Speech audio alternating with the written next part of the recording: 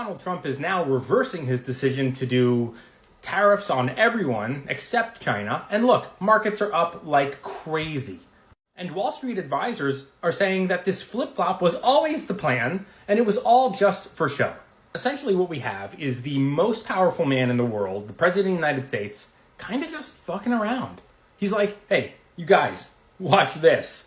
Slap on tariffs, everyone, everywhere. And a couple days later, he's like, pull them back, markets skyrocket. He comes out, he goes, look at the markets. Biggest one-day gain since my presidency. I'm the best, I'm the greatest businessman. No one does business like me. Also, kind of interesting to note that a few days ago, just take a look at this. Jim Cramer came out and said that we were going to have a Black Monday-like event on Monday just a few days ago. And of course, that didn't end up happening. And at around 10 in the morning, someone went on Twitter and said, there's going to be a 90-day pause. And markets popped suddenly. And then the White House came out after CNBC and other people picked up on the story and said, no, not true. And now it looks like it was true. He reversed.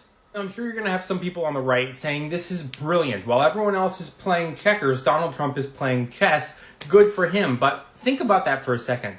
If your friend said, hey, everyone, come over, we're going to play checkers, and you showed up ready to play chess, they would look at you like you were crazy. You're playing the wrong game. Why is that a good thing? So anyway, I've been adding to my investments over the last few weeks every time we have a big down day because I view it as an opportunity to get a little bit. And if the markets get worse, I buy a little more. And if markets get worse, I buy a little more.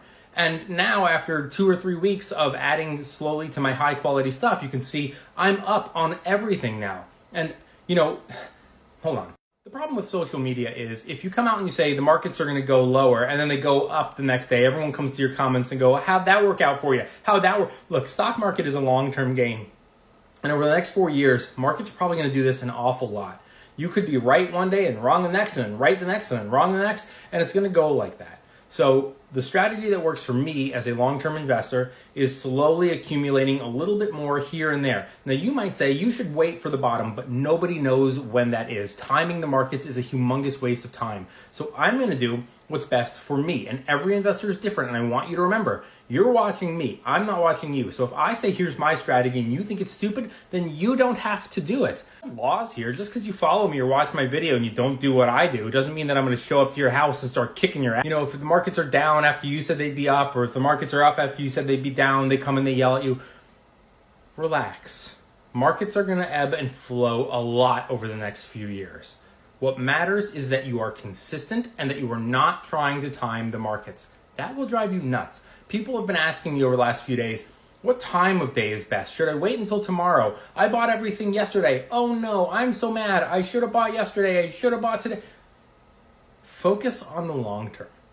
That's why we're here.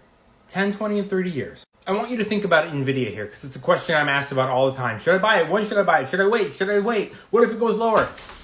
A few weeks ago, NVIDIA was $113. And a lot of people in my comments saying, if it goes to 100, I'll buy. If it goes to 90, I'll buy. I even had a few people saying, if it gets to 80, I'll buy. Now, the lowest it's been so far was $83.66.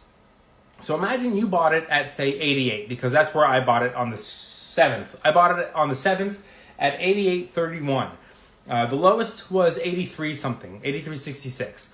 Am I sitting there going, if I had just waited a few more minutes, I could have got it at 83? No, I don't care, because I'm holding it for the long term. So say in a decade, it's $500. I'm not going to be sitting there going, if I had just waited, I could have gotten it a couple of dollars cheaper. And for the guy who wanted it at 80, and he was sitting there saying, I'm just going to wait a little, I'm just going to wait a little, I'm just going to wait a little. If he wanted to buy one share, which, maybe he was waiting to save $3.66. Was that worth it? Waiting to buy NVIDIA because you wanted it to go down just $3 more? Come on. Focus on the long term. That's why we're here. Anyway, if you want to learn how to invest, smash the follow. Thanks for watching. See you later.